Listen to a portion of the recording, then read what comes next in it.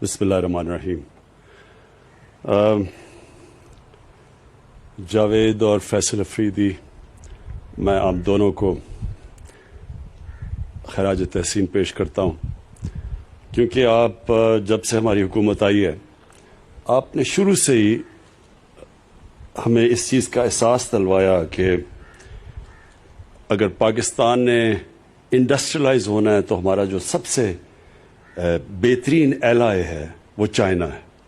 اور آپ کے جو چائنا کے ساتھ کنیکشنز تھے اس سے آپ نے میرے ہوتے ہوئے تیسرا ہے نا، میں نے انوگریٹ کیا آپ کی جو آپ باہر سے انویسٹمنٹ لے کے آئے ہیں.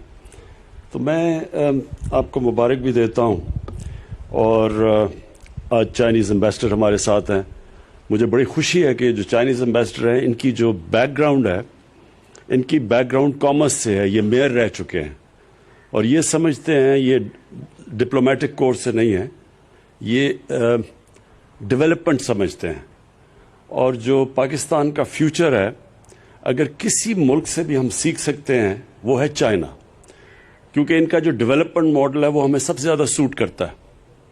ان کی پچھلے 30-35 سال میں چائنا نے جس سپیڈ سے ڈیولپ کیا اور جو طریقہ ان کا ڈیولپمنٹ کا ہے وہ سب سے زیادہ پاکستان اسے سیکھ سکتا ہے. ان کی ڈیولپمنٹ کا جو ماڈل تھا، انہوں نے کیسے انڈسٹریلائز کیا، کیسے اسپیشل ایکسپورٹ زونز بنائے، باہر سے انویسٹمنٹ لے کے آئے اور اس انویسٹمنٹ سے پھر انہوں نے اپنی ایکسپورٹس بڑھائی، انہوں نے انسینٹیوائز کیا ان کو، اس سے ان کی دولت بڑھی.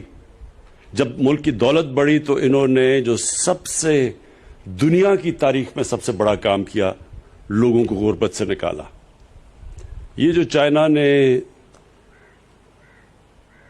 70 کروڑ لوگوں کو پچھلے 30-35 سال میں غربت سے نکالا ہے، اس کا کوئی دنیا کی تاریخ میں مثال نہیں ہے. اور ہمارے لیے یہ اس لیے امپورٹنٹ ہے کہ جو ہماری گورنمنٹ ہے اس کا سارا فوکس ہی ہے کہ ہم نے پاکستان کو ایک فلاحی ریاست بنانا ہے، ہم نے اپنے لوگوں کو غربت سے نکالنا ہے، اور ہم نے ڈیولپ یہ نہیں کہ امیر امیر ہوتا جائے اور وہ پھر وہ جو ٹرکل ڈاؤن ایفیکٹ، یہ جو ایک پرانا ایک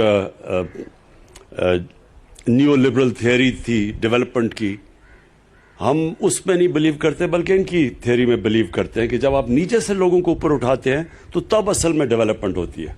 اور انہوں نے ثابت کیا، اور دنیا کی میں سب سے تیزی سے آج اگر ایک کوئی ملک آگے بڑھ رہا ہے وہ چائنا ہے. تو ہمیں ان سے صرف یہی نہیں کہ ہم ان سے جو ہم چاہتے ہیں کہ ری لوکیشن ہو چائنیز انڈسٹری کی پاکستان میں، اسپیشل اکنامک زونز ہم نے بنائے ہیں، رشا کئی اور تین چار اور جو ہمارے زونز ہیں. ہماری پوری کوشش یہ ہے کہ ادھر چائنیز انڈسٹری کو ہم اٹریکٹ کریں، ان کو ری لوکیٹ کروائیں، اور ادھر سے پھر کوشش کریں کہ وہ پھر ایکسپورٹس بھی یہاں سے کریں پاکستان سے. ویتنام میں جو چائنیز انڈسٹری نے ری لوکیٹ کیا اور جو ایکسپورٹس، وہ بہت بڑا ایک ویتنام کی ایکسپورٹس کا حصہ بن چکا ہے. ہمارا جو سب سے بڑا مسئلہ یہ ہے کہ ہماری پچھلے 50 سال سے حکومتوں نے کوشش ہی نہیں کی ایکسپورٹس بڑھانے کی. لہٰذا جو ہمیں آئی ایم ایف کے پاس کیوں جانا پڑتا ہے؟ کیونکہ ہماری امپورٹس بڑھ جاتی ہیں، ہماری ایکسپورٹس کم ہوتی ہیں. جو خسارہ ہوتا ہے اس کی وجہ سے جو کرنٹ اکاؤنٹ ڈیفیسٹ ہوتا ہے اس کی وجہ سے ہمیں آئی ایم ایف کے پاس جانا پڑتا ہے اور مسلسل قرضے لینے پڑتے ہیں. پھر آئی ایم ایف کے پروگرام میں جانا پڑتا ہے، پھر اپنی اکانومی کو سکویز کرنا پڑتا ہے، جس کی وجہ سے لوگوں کے اوپر مشکلات آتی ہیں. اور یہ جو ہم چاہتے ہیں کہ اب، اور انشاءاللہ چائنیز کے ساتھ ہم بیٹھ کے پوری پروگرام کریں گے کیسے ہم اپنی ایکسپورٹ بڑھا سکتے ہیں شروع میں. اور اب اللہ کا شکر ہے پاکستان میں بڑا پوٹینشیل ہے. ہم جن چیزوں پہ کام کر رہے ہیں اب انشاءاللہ ایک ٹائم لیگ کے بعد ہماری ایکسپورٹس بڑھیں گی، لیکن شارٹ ٹرم میں ہم چائنیز سے پوری ہیلپ لیں گے. تو ایک تو انڈسٹری کے اندر، دوسری ایگریکلچر. پاکستان ایک ایگریکلچر ملک ہے اور یہاں جو ہماری پروڈکٹیوٹی ایگریکلچر کی وہ بدقسمتی سے بہت ہی نیچے ہے، اس کے اوپر کبھی کسی نے توجہ نہیں دی. تو چائنیز کے ساتھ ہم مل کے ابھی سے پروگرام بنا رہے ہیں کیسے ہم اپنی سیڈ ڈیولپمنٹ کر سکتے ہیں, کیسے اپنی پروڈکٹیوٹی بڑھا سکتے ہیں. ان کے پاس جو ٹیکنیکس ہیں اور جو انہوں نے کیے ہیں وہ انشاءاللہ ان سے ہمارا پورا کوآپریشن. اور سی پیک کا جو اس کا اگلا حصہ آ رہا ہے اس کے اندر ایگریکلچر بھی شامل ہے. میں آپ کو JW اور یہ جو MG کا آپ نے آج یہ کیا ہے, کانٹریکٹ کیا ہے ان کے ساتھ, اور یہ جو آپ گاڑیاں پروڈیوس انشاءاللہ مارچ میں غالباً آپ کرنا شروع کریں گے, تو یہ اس لیے اچھا ہے پاکستان میں کہ اس کے جو ایفیکٹس جائیں گے ساری اکانومی کے اندر. آٹوموبائل انڈسٹری ایسی ہے کہ جس کی ریپل ایفیکٹ ساری اکانومی میں جاتے ہیں, اور صرف ایک ہی نہیں کہ ایک سیکشن گرو کرتا ہے بلکہ روزگار لوگوں کو دیتے ہیں, اس سے اسکل ڈیولپمنٹ ہوتی ہے, اس سے پوری ڈاؤن دا لائن ساری جو کنیکٹڈ انڈسٹریز ہیں, جو آٹو پارٹس ہیں, سب کچھ ڈیولپ ہوتا ہے. تو یہ آپ نے بڑا زبردست کام کیا, میں پھر سے مبارک آپ کو دیتا ہوں, اور میں یہی امید رکھتا ہوں کہ ہم اور اب جوائنٹ وینچرز کریں گے چائنیز کمپنیز کے ساتھ, تاکہ ہم اور ان کو اٹریکٹ کریں پاکستان میں. میں آخر میں حماد نے بڑی تفصیل میں بتایا سب کو کہ پاکستان کا سچویشن کیا تھا جب ہمیں گورنمنٹ ملی, کس طرح کے چیلنجز تھے. پہلا سال ہمیں سٹیبلائز کرنے میں لگا اکانومی میں. جب بھی آپ اکانومی کو سٹیبلائز کرتے ہیں عوام کو ایک مشکل وقت سے گزرنا پڑتا ہے, اور جو دوسرا سال تھا بدقسمتی سے اس میں کووڈ آ گئی, اور کووڈ میں اللہ کا میں خاص شکر ادا کرتا ہوں, اس کا کرم ہے کہ ہم جس طرح ہماری جو پالیسیز بنی, جس طرح ہم کووڈ سے نکلے ہیں, دنیا میں صرف 5-6 ملک ہیں جس کی ورلڈ ہیلتھ آرگنائزیشن مثال دیتا ہے کہ جس طرح پاکستان نے سٹیئر کیا, نیویگیٹ کیا اس مشکل وقت سے, کہ لوگوں کی جانیں بھی بچا لیں بیماری سے, اور ساتھ ساتھ اپنے لوگوں کو بھوک سے بھی بچا لیا. امریکہ جیسے ملک کے اندر لائنیں لگی ہوئی ہیں لوگوں کی کھانا لینے کے لیے. ہمارے سے بہت امیر ملک, ادھر جو ان ملکوں کے اندر غریب لوگوں کا حال ہے, اللہ کا شکر ہے کہ ہم نے اپنے لوگوں کو بچا لیا.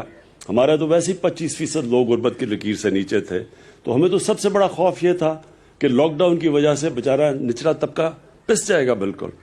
اس میں اپنے احساس پروگرام میں ڈاکٹر ثانیہ کو خاص طور پہ خراج تحسین پیش کرتا ہوں کہ ہم نے اتنے تھوڑے وقت میں اتنا زیادہ پیسہ اور اتنی شفافیت سے ڈسٹریبیوٹ کیا, جس سے کہ بہت ہمارا جو نچلا طبقہ تھا وہ بچ گیا. چیلنجز آگے بھی ہیں, اس سال اور بھی چیلنجز ہیں, اور وہ ہمارے نہیں ساری دنیا میں اس وقت چیلنج ہے کیونکہ سیکنڈ ویو آیا ہوا ہے. لیکن انشاءاللہ جو ہمارا تجربہ اس مشکل وقت سے 2 سال اور خاص طور پہ پچھلے سال جو ہمارا تجربہ ہوا ہے, انشاءاللہ ہم اب تیار ہیں ہر قسم کا چیلنج فیس کرنے کے لیے. یہ جو 2021 ہے یہ انشاءاللہ وہ سال ہوگا جب کہ ہم گرو کریں گے. ہماری کنسٹرکشن انڈسٹری اس وقت بوم کر رہی ہے. سیمنٹ کی سیلز ریکارڈ پہ چلی گئی ہیں, اس کا مطلب کہ سیمنٹ جب استعمال ہوا تو اس کا مطلب کنسٹرکشن انڈسٹری چل پڑی ہے. جس طرح حماد نے مینشن کیا, ٹیکسٹائل انڈسٹری پتہ نہیں کتنے سالوں کے بعد آج ایسا چل رہی ہے کہ بالکل کیپیسٹی پہ ہے.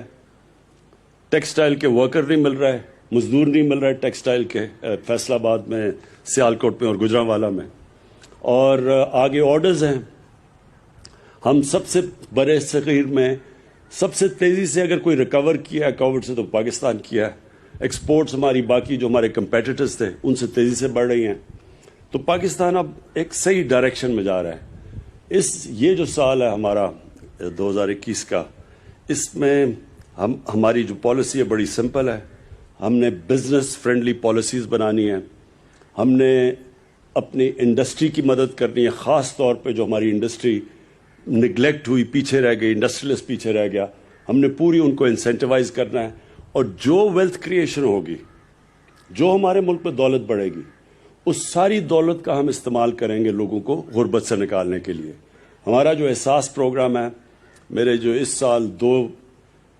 اس سال کے اندر جو میں اپنے آپ کو ٹارگٹس دیے ہیں وہ یہ کہ ایک یونیورسل ہیلتھ کوریج جو ہمارے صوبے ہیں پختونخوا کے, پنجاب اور اور جی بی اس سال کے اینڈ تک یونیورسل ہیلتھ کوریج، یہ امیر ملکوں میں بھی نہیں ہوتی کہ ہر گھرانے کے پاس ہیلتھ انشورنس ہوگی، تاکہ کہیں بھی اگر ان کو کوئی کسی بھی ہسپتال میں جا کے وہ اپنے ہیلتھ انشورنس کارڈ کے ذریعے وہ اپنا علاج کروا سکیں گے۔ یہ بہت بڑا چیلنج ہے، یہ امیر ملکوں میں بھی اس طرح کی یونیورسل ہیلتھ کوریج نہیں ہے۔ اور دوسرا جو انشاءاللہ میں اب پروگرام لانچ کرنے لگا ہوں احساس پروگرام کے ذریعے، اور جس میں میں ساری قوم کو انوالو کروں گا، کہ وہ پروگرام یہ ہے کہ کوئی پاکستان میں بھوکا نہ سوئے۔ ہماری اب پوری کوشش یہ ہے کہ انفارمیشن ٹیکنالوجی کا استعمال کر کے ایریاز ہم آئیڈینٹیفائی کریں گے جدھر جدھر سب سے زیادہ لوگوں کو جدھر بھوک ہے، اور ہم سارا ملک اس میں این جی اوز کو، اپنے جو لوگ خیرات دیتے ہیں، پاکستان میں بہت خیرات دی جاتی ہے، ان کے ساتھ گورنمنٹ احساس پروگرام، یہ مل کے کوشش یہ ہے کہ سال تک ہم یہ پورا اپنا پروگرام جب انفولڈ کریں، جو ڈیولپ کر رہے ہیں ابھی، کہ انشاءاللہ ایک یہ وہ ملک بن جائے گا کہ کوئی پاکستانی بھوکا نہیں سوئے گا۔ شکریہ۔